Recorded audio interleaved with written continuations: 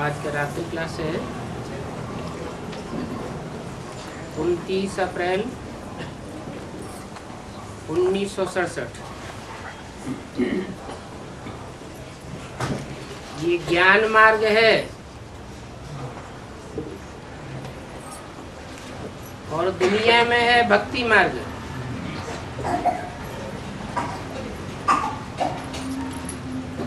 रावण की जो भी गवर्नमेंट है वो भक्ति की है, और भक्ति माना दुर्गति। दुनिया में कहीं भी तुम जाकर के सुनो, भक्ति ही भक्ति है।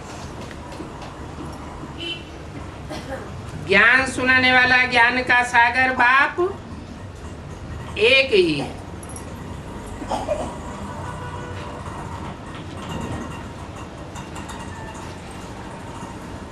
वो पतित पावन भी है।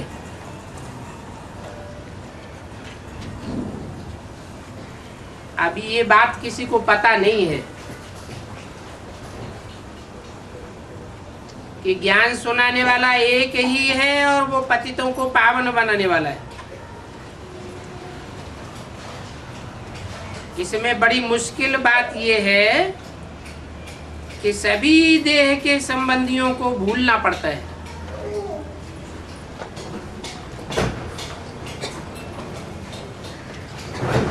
इस बात में मुश्किल बात है। पतितों को पावन बनने में सबसे बड़ी मुश्किल बात ये है क्या कि देह और देह के सब संबंधों को भूलना पड़ता है। अपन को आत्मा समझे, बाप को याद करना और सबकी याद छोड़ देना।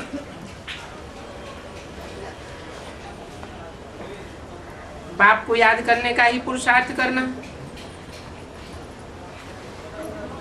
ये बड़ी गुप्त मेहनत है। एक को याद करना और सबको भूलते जाना, सबकी याद छोड़नी है।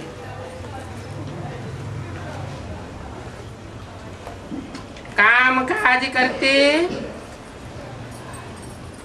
ससुर घर को देखते बुद्धि में ये रहे कब ये सारी दुनिया विनाश होने वाली है। हम अकेले आए थे, अकेले जाना है। अंत समय जो भी बाप को सिमरे और ऐसे बाप की याद में जो भी मरे, वो मुक्ति, जीवन मुक्ति को पावे।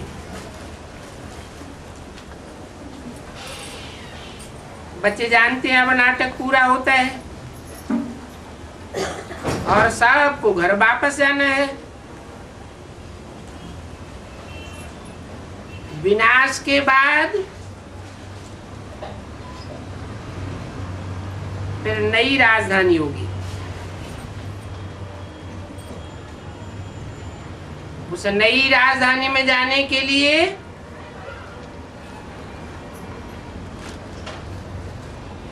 याद की मेहनत बहुत है। बुद्धि में ये बात बनी रहे कि ये सभी पाठधारी मरे पड़े और इनसे अब क्या दिल लगानी है।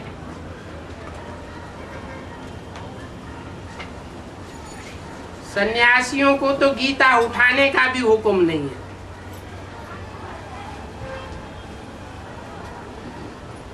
क्यों?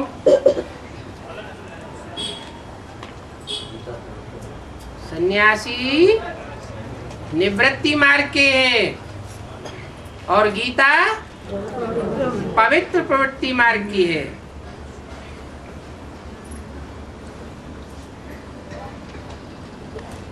तो गीता है सभी शास्त्रों का माई बाप।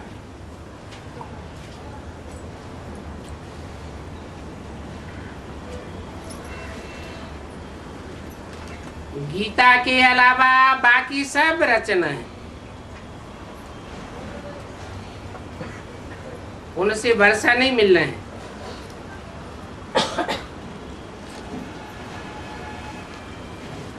और अभी तो गीता भी है झूठी।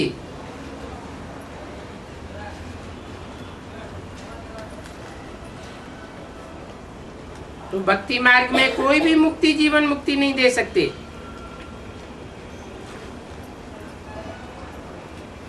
अब तुमसे तो भक्ति नहीं होगी।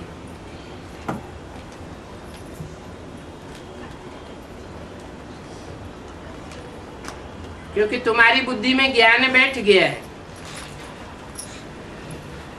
तुम जानते हो हम ये बन रहे हैं, पुजारी से पूज्य बन रहे।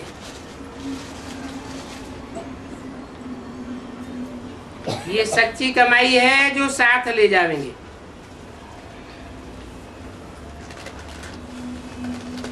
जितनी जितनी धारणा करेंगे,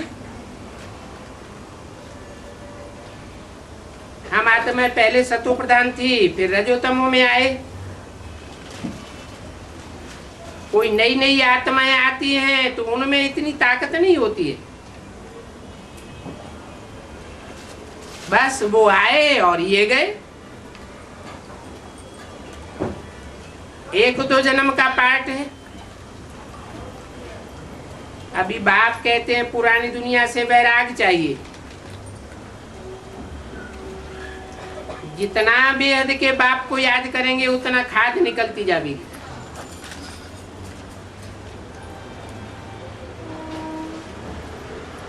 और असली सोना बन जाएंगे।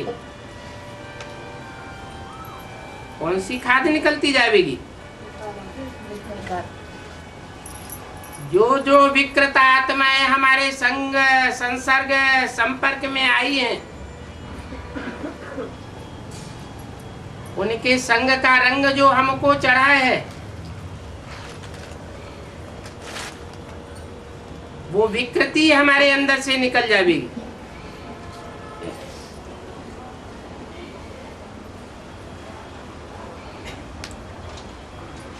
सतयुग आदि में सब सच्चे सोने थे।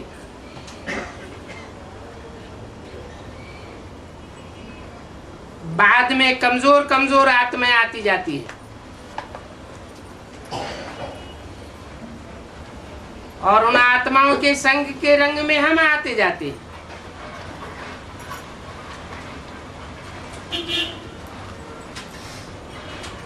इस मृत्युलोक में तुम्हारा ये अंतिम जन्म है।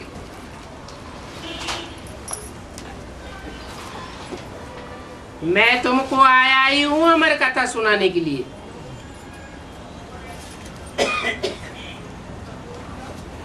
मृत्युलोक के वासियों की जीवन कहानी सुनते सुनते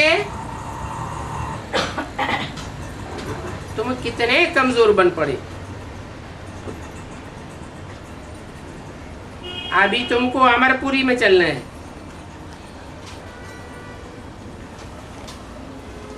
अमरपुरी कोई शांति धाम को नहीं कहेंगे, क्योंकि वहां जीने मरने का सवाल नहीं होता है।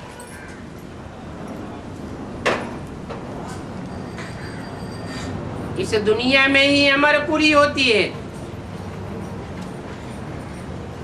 और ऐसी दुनिया में अमरपुरी से बदल कर मृत्युलोक बन जाता है।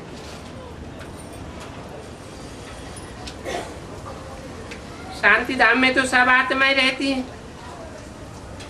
क्योंकि वहां तो निराकारी दुनिया है। बाकी लीन होने की बात नहीं है कि आत्मा परमात्मा में लीन हो जाती है।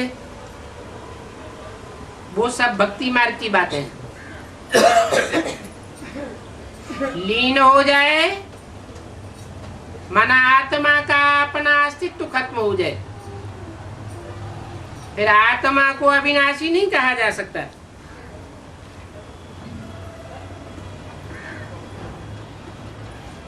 वो सब भक्ति मार्ग की बात है। ज्ञान तो तुम सिर्फ संगम युग पर पाते हो, और ये ज्ञान यज्ञ सदैव ब्राह्मण ही रचते हैं।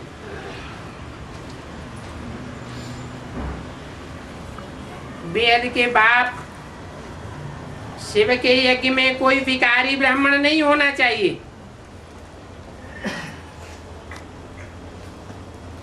इंद्र की सभा में कोई विकारी आया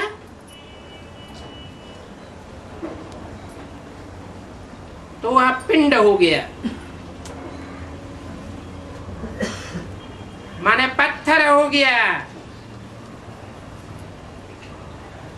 यहाँ विकारी को तो आकर के बैठना भी नहीं है।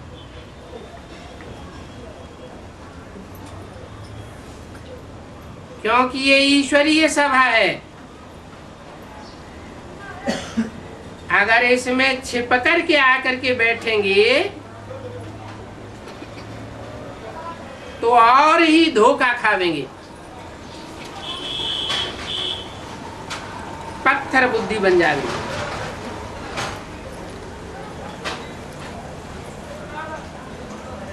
बोलो, ये प्रदर्शनी आदि सभी ज्ञान से ताल्लुक रखती है, इनसे भक्ति का कोई ताल्लुक नहीं है। कान में पूरा मंत्र जाना चाहिए।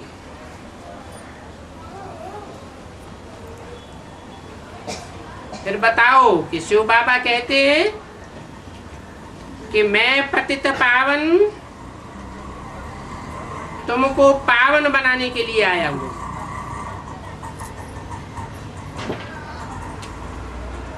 अभी पवित्र दुनिया बननी है, अपवित्र दुनिया खलास होनी है, इसलिए पवित्र बनना ही पड़ेगा।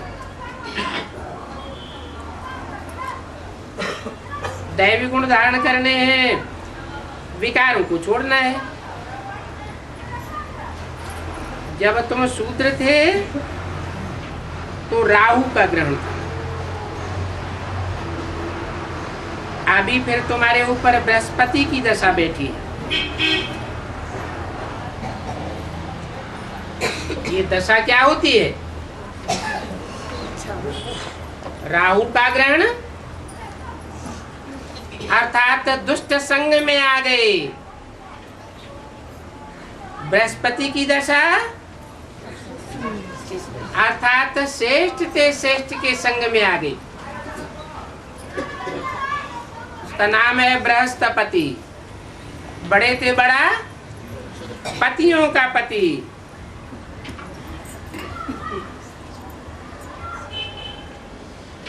तो अब तुम्हारे ऊपर बृहस्पति की दशा है। फिर कोई तो ऐसे होते हैं कि बृहस्पति की दशा होते हुए भी ऊपर नीचे होते रहते हैं।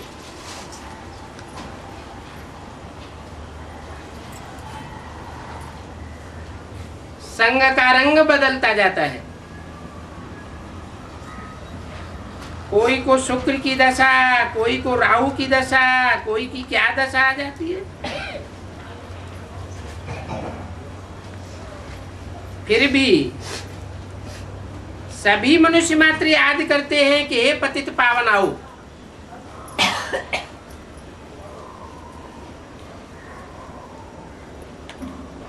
क्योंकि पावन तो कोई भी नहीं है।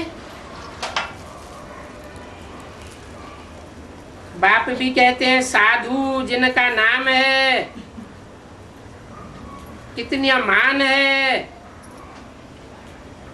उनका भी मैं उद्धार करता हूं। क्योंकि वो भी दुर्गति को पाए हुए हैं। जो खुद ही दुर्गति को पाए हुए हैं, वो किसी की सदगति कैसे कर सकते हैं? परंतु उनको अपना अहंकार बहुत है।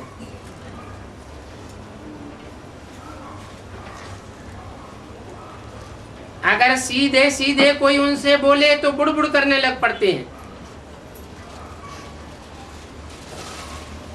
बाप कहते हैं ये तुम्हारे शास्त्र आदि सब भक्ति मार्ग का भूषा है। ऐसे बहुत आते हैं।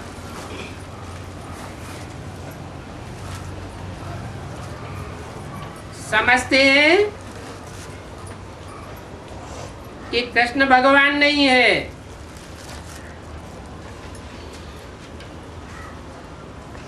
समझ जाते हैं।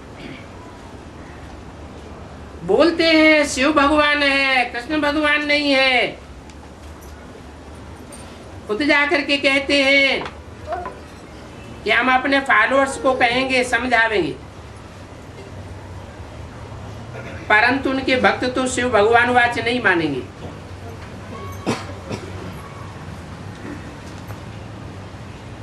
कहेंगे अब इनकी मत मारी गई है। अभी तक तो हमको पढ़ाई पढ़ाते थे क्या कि गीता का भगवान साकार कृष्ण उर्फ दादा लेकर आज ब्रह्म है। अभी तक हमको पढ़ाते थे कि गीता का भगवान साकार में दादा लेकर आज ब्रह्म है। और अभी इनको क्या हो गया, अचानक कहने लगे शिव भगवान है, शिव शंकर भोलेनाथ गीता का भगवान है। साफ कह देंगे इनकी मत मारी गई है।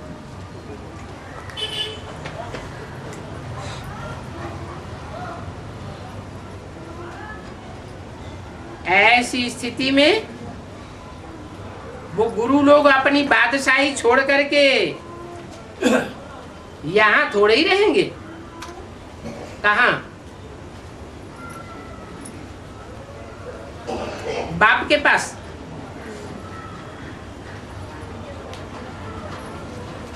बाप तो ज्ञान सूर्य है। सूर्य की रोशनी में सब सितारों को अपना अस्तित्व मर्ज कर देना होता है। कोई मान मर्तबा नहीं। बाप कहते ही हैं मैं सबको मच्छरों से वापस ले जाऊंगा।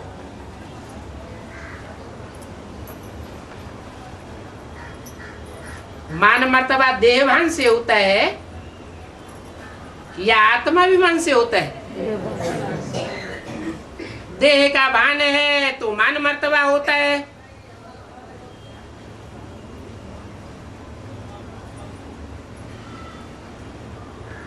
तो वो यहां नहीं रहेंगे। क्यों नहीं रहेंगे? क्यों? उन भक्तों के सामने रहने से तो उनकी वाहवाही होती रहती है। माल मिष्ठान मल मिलते रहते हैं, ऊंचा सिंहासन मिलता रहता है। और यहाँ तो खिचड़ी खानी पड़ेगी। सादा भोजन, सादा कपड़ा, सादा मकान। तो वो अपनी बादशाही छोड़ करके यहाँ थोड़े ही रहेंगे। यहाँ आवेंगे तो फिर उनको कहा जाएगा आज की झाड़ू लगाओ।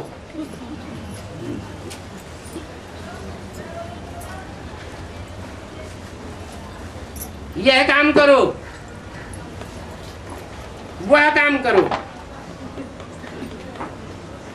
वहां तो देखो बड़े आराम से रहते हैं,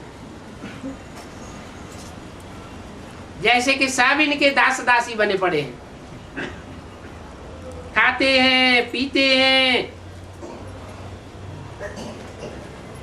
कितने ढेर के ढेर सन्यासी साधु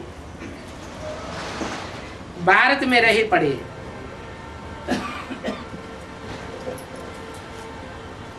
अब उन साधु सन्यासियों की भारत पर क्या कृपा है?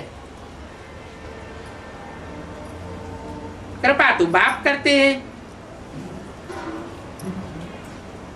ड्रामा के अंदर उनका भी पार्ट है और बाप का भी पार्ट है।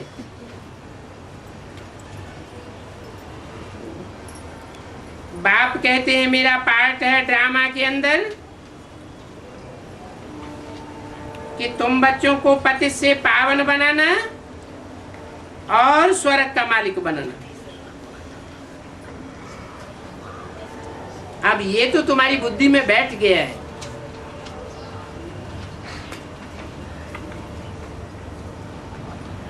भले घूमो फिरो, परंतु बुद्धि में यही याद रखो कि हमको अब वापस जाना है और योग बल से ही हमारे पाप भस्म होंगे, तुम पवित्र बन जाएंगे। पवित्र बनेंगे तो प्योरिटी तो अच्छी चीज है ना। भारत में जब प्योरिटी होती है तो पीस और प्रॉस्पेरिटी सब होती है। अभी देखो भारत कंगाल बन चुका है। बाप इस कंगाल भारत को फिर सरताज बनाने के लिए आए। अच्छा बच्चों को गुड नाइट।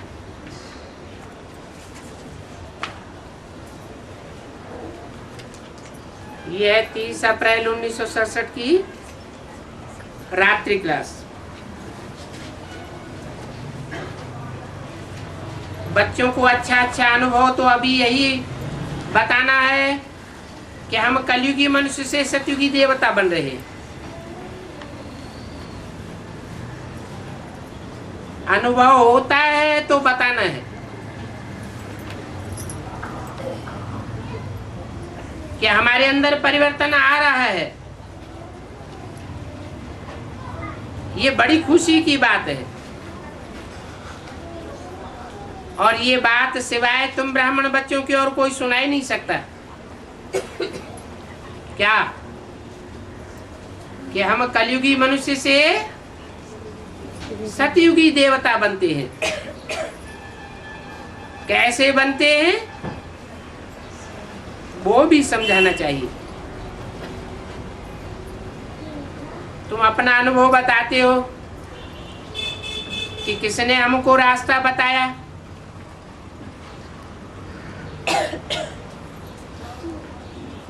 बाबा से फिर पूछेंगे कि बाबा ने कैसे प्रवेश किया।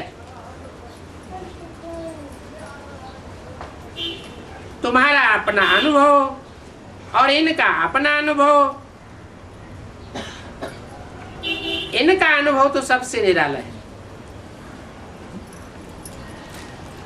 ये बतावेंगे कि बाप ने कैसे प्रवेश किया और कैसे किया।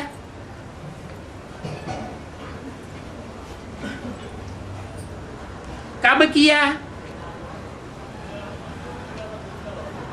कौन बतावेंगे हैं? ये ब्रह्मा बतावेंगे कि बाप ने प्रवेश किया, कब किया, कैसे किया। वो तो नहीं बता सकेंगे। कौन है? वो शिवो हम कहने वाले तो नहीं बता सकेंगे।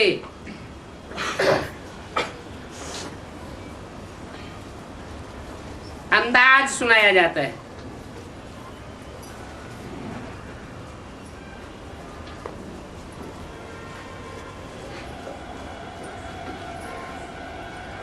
अभी समझते हो कि ऊंचे ऊंचे शिव भगवान है। उसने ही हमको ऊंचे ऊंचे बनाया है। बाप कहते हैं मेरा जन्म तो गाया हुआ है।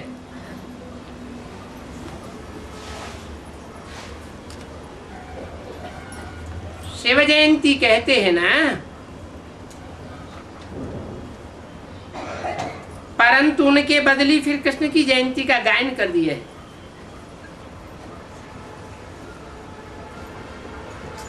अभी तुम बच्चे समझते हो कि गीता का भगवान तो वो है जो सबका फादर है।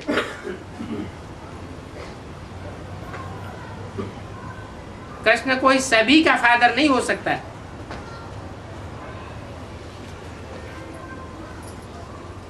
कृष्ण चरित्र के खेल दिखाते हैं।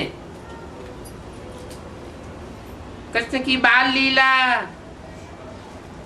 कृष्ण ने मक्खन चुराया।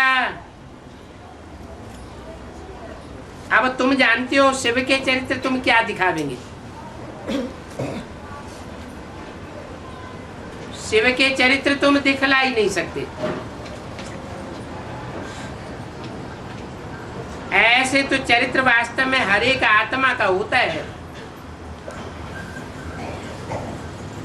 नाटक में हर एक आत्मा अपना अपना चरित्र बनाती है। जो पार्ट मिला हुआ है वो बजाते हैं। तुम जानते हो श्री कृष्ण सतयुग का प्रिंस है।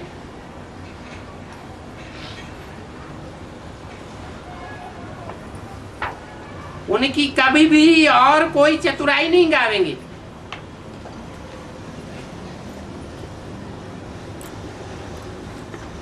चतुराई तो पतितों को पावन बनाने की है, और पतित पावन तो परमात्मा को ही कहा जाता है। सारी पतित दुनिया के पतित मनुष्यों को वापस ले जाते हैं। ये है ऊंचते ऊंच बाप का ऊंचते ऊंच पार्ट।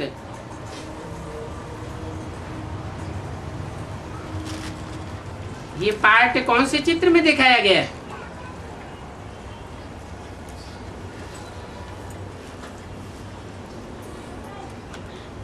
कि विनाश होता है तो सब आत्माओं को वापस ले जाते हैं। झाड़ के चित्र में ऊपर दिखाया गया है कि शिव शंकर भोलेनाथ सब आत्माओं को वापस ले जाते हैं। कृष्ण थोड़े ही ले जाएंगे। परंतु बाप कहते हैं मैं भी अभी ड्रामा के बंधन में बांधा हुआ हूं।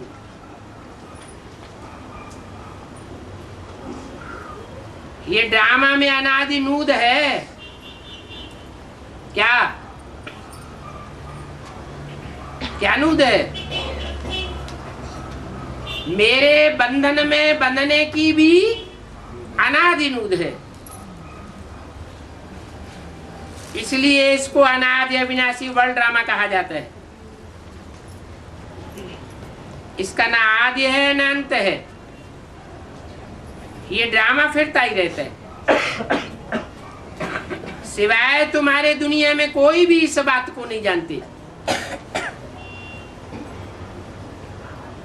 मनुष्य कहते हैं बाबा हमको पति से पावन बनाओ,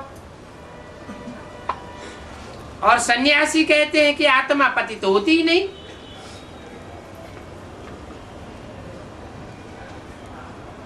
शरीर पति तो बनता है।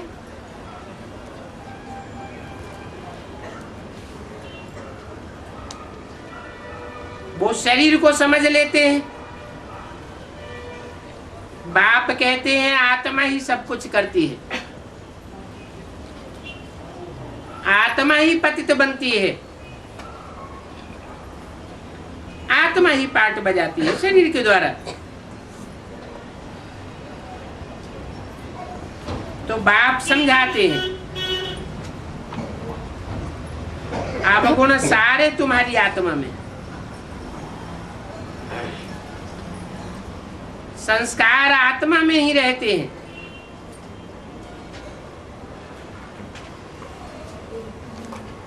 आत्मा जावेगी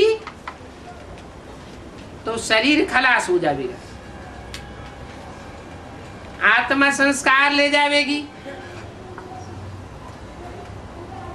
तुम कोई भी देहदारी की महिमा नहीं गाते हो।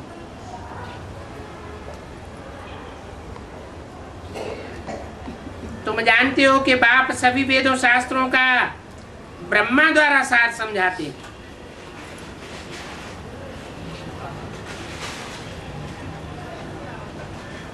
ब्रह्मा व विष्णु नहीं समझाते हैं।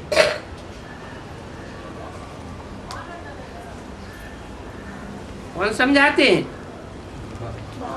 न ब्रह्मा समझाते न विष्णु समझाते, समझाते हैं शिव बाप। फिर कौन हुआ शिव बाप? जिस शिव का नाम शंकर के साथ जोड़ दिया गया है। शिव का नाम ब्रह्मा के साथ नहीं जोड़ते, विष्णु के साथ नहीं जोड़ते, कोई भी देवता के साथ नहीं जोड़ते। भगवान बैठे इन बातों को समझाते हैं।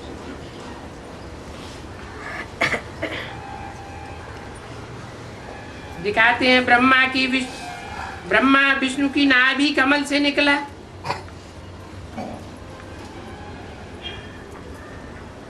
वास्तव में विष्णु का राज्य था विष्णुपुरी में। लक्ष्मी नारायण के चित्र के पिछाड़ी भी विष्णु दिखाते हैं।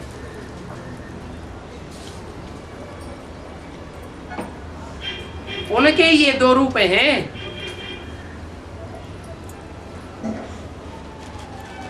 किनके? विष्णु के। कौन से दो रूप? एक लक्ष्मी नारायण जो विश्व के मालिक बनते हैं, और दूसरे लक्ष्मी नारायण जो सतयुग के मालिक बनते हैं। बच्चे जानते हैं इन्होंने विष्णुपुरी का राज्य कैसे लिया?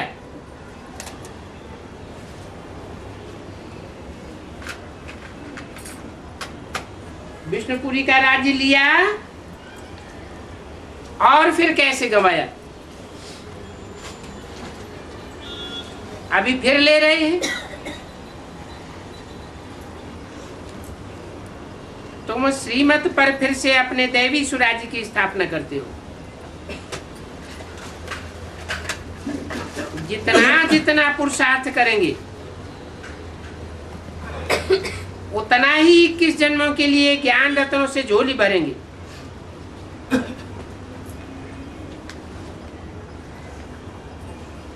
इक्कीस जन्म के लिए ज्ञान रत्न रहेंगे क्या? ज्ञान रत्न नहीं रहेंगे, लेकिन यहाँ के ज्ञान रत्न वहां के स्थूल रत्न बन जाएंगे। कोई तो बड़े बड़े साहूकार बनेंगे।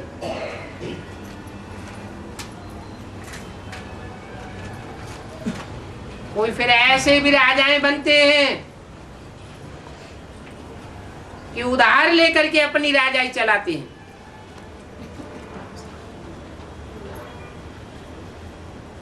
तो ये संस्कार कहां से भरे? अभी संगम युग में ये संस्कार भरे जाते हैं।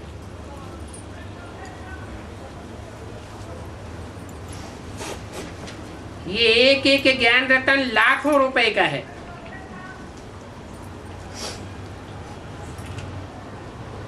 वहां तो सतयुग में धन की गिनती ही नहीं होगी, अनगिनत होगा।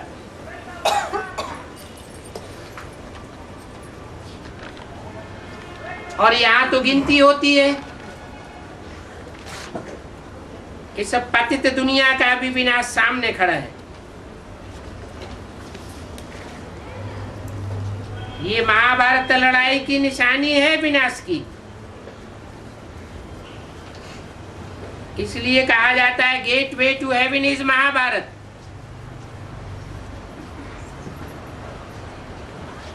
महाभारी महाभारत गृह युद्ध स्वर्ग के गेट खोलेगा।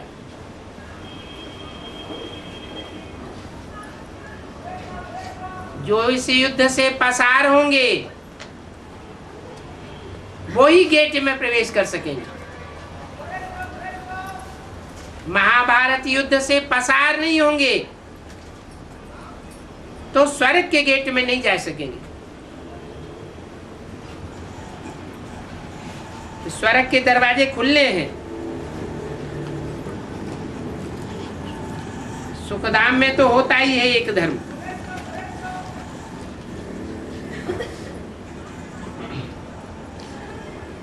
बच्चों की सर्विस के लिए बाबा ने 12 चित्रों का कैलेंडर बनाया।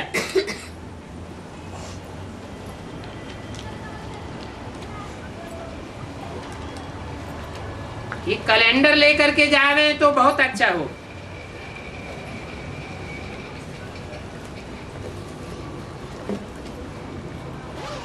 सारी रचना रचयिता का ज्ञान तुम्हारे पास होगा।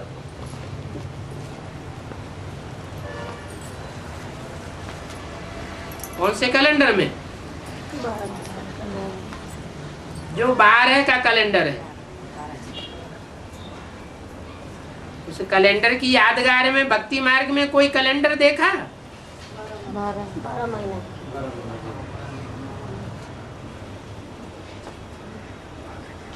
12 लिंग दिखाए हैं, ज्योतिर्लिंगम।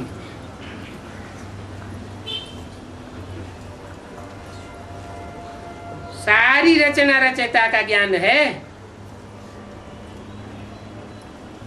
जो तुम्हारे पास होगा। तो फिर किसी को भी चलते फिरते सहज समझा सकते हो। दिन प्रतिदिन सहज होता जाएगा।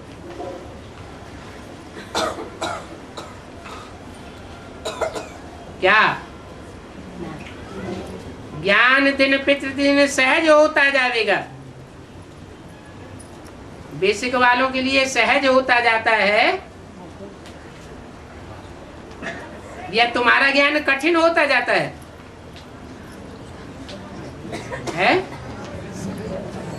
कठिन होता जाता है। तो बाबा ने कैसे बोल दिया? दिन प्रतिदिन सहज होता जाएगा। और अव्यक्तवाणी में इशारा भी दे दिया। एक भी पावरफुल संगठन तैयार होने पर एक ग्रुप दूसरे को खींचते हुए 108 की माला का संगठन एक हो जाएगा। तो कौन से कैलेंडर की बात बताई है? उन 12 सूर्यवंशी आत्माओं के संगठन की बात बताई कि वो संगठन जब एक हो जाएगा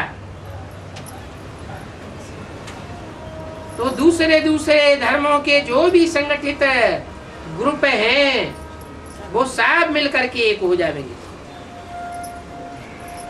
फिर जल्दी जल्दी झाड़ बढ़ता जाएगा।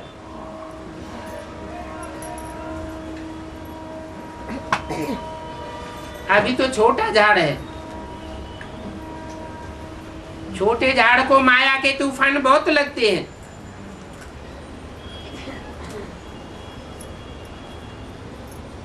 बहुत पत्ते बिखर जाते हैं।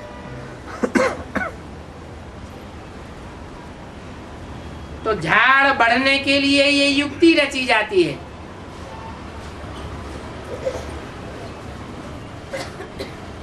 कौन सी युक्ति बताई है? अभी तो बताया। बच्चों की सर्विस के लिए 12 चित्रों का कैलेंडर बनाया जावे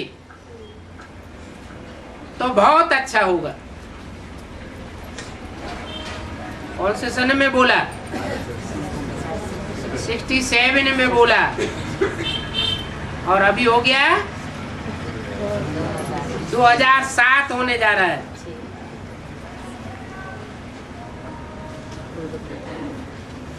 कितने साल हो गए? 40 वर्ष हो गए। और वो कैलेंडर अभी तक भी बन करके तैयार नहीं हो पाया।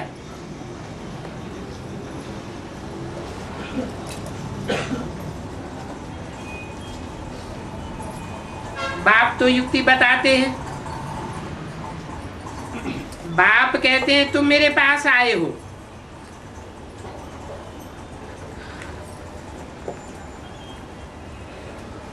तुम भी पंडे हो और मैं भी पंडा हूं। पंडे क्या करते हैं?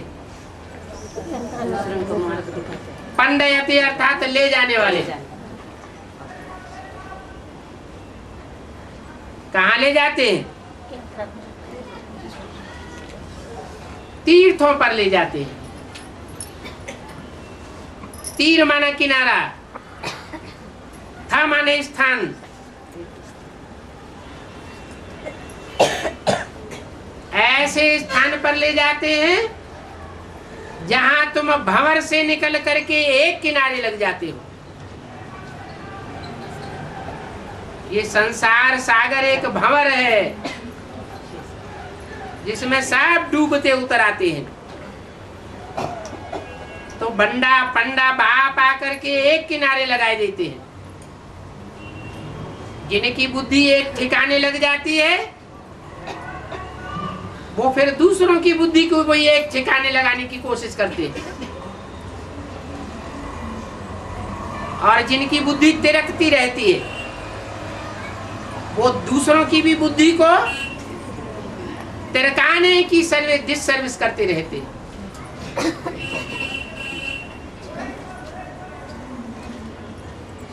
तुम अभी राजधानी स्थापन करते रहते हो, इसीलिए ही तुम हो रिलीजियो पॉलिटिकल। स्पिरिचुअल नॉलेज गाई जाती है। आत्मा को अब बड़े बाप स्पिरिचुअल फादर से वर्षा मिलता है।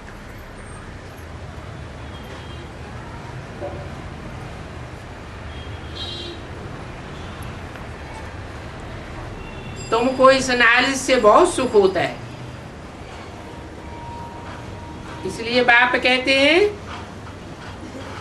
कि तुम्हारा धर्म बहुत सुखों को देने वाला है।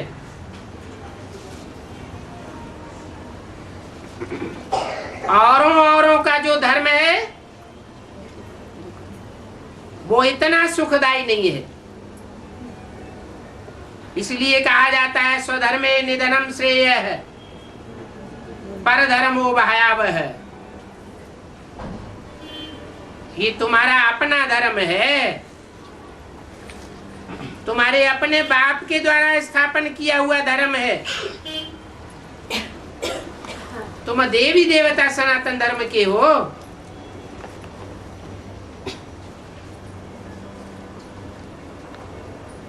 तो अपने धर्म में अगर अभी शरीर भी छोड़ना पड़े तो भी कोई हर्जा नहीं है। इसलिए बाप कहते हैं बच्चों से कि तुम बच्चे आए हो सर हथेली पर लेकर के।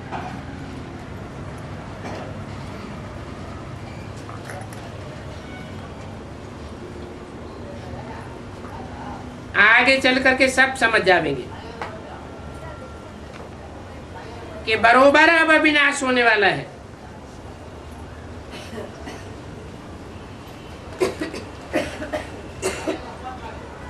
ये ब्रह्मा कुमार कुमारी तो अब बरोबर नहीं रचना रच रहे हैं।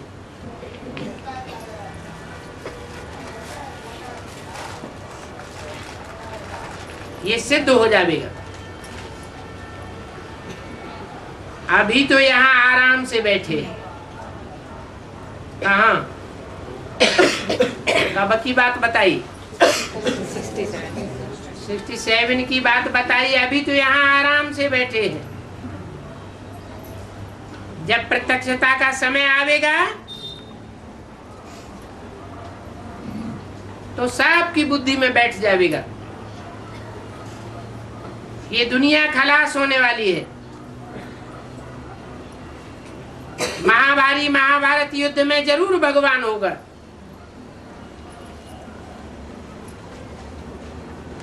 जब भीड़ लगेगी तो नीचे से लेकर के ऊपर तक क्यों लग जाएगी। नीचे माना आबू रोड।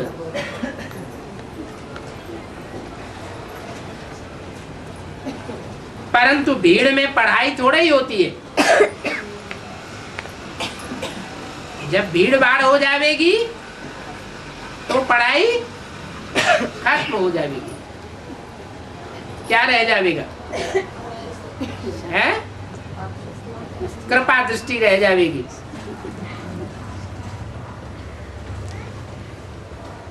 भक्त लोग क्या गायन करते हैं? गुरु जी की कृपा दृष्टि हो जाए।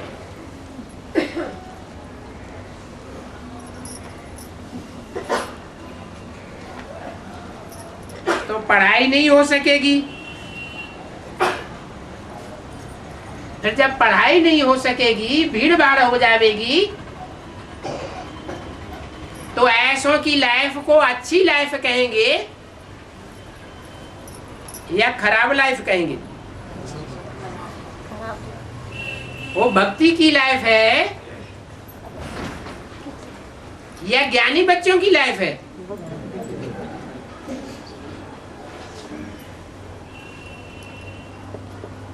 तुम तो जानते हो कि इस दुनिया में बड़े बड़े ऐप्स हैं।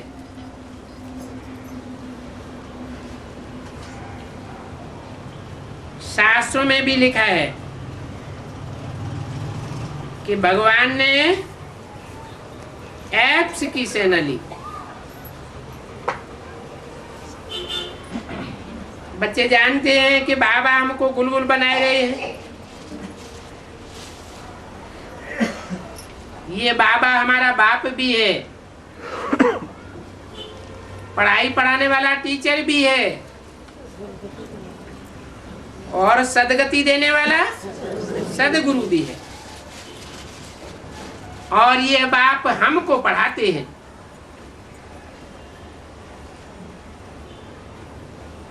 उन मान मर्तबा लेने वाले गुरुओं को नहीं पढ़ाते।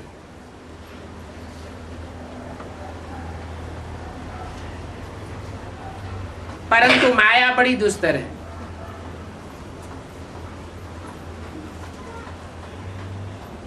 भगवान हमको पढ़ाते हैं, ये बात भी बुद्धि से निकाल देती है।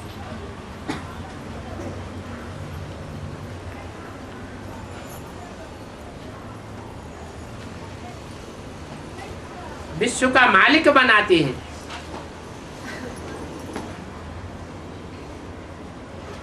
तो भी माया अब चेहरा मुरझा देती है।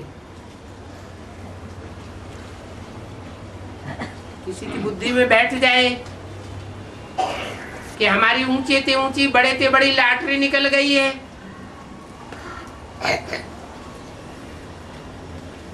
तो उसका चेहरा तो हरदम मुस्कुराता हुआ रहना चाहिए। फिर नशा उड़ क्यों जाता है? क्यों उड़ जाता है?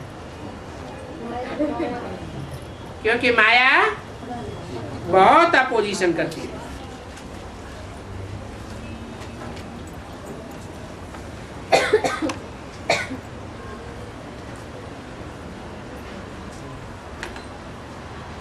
ओम शांति।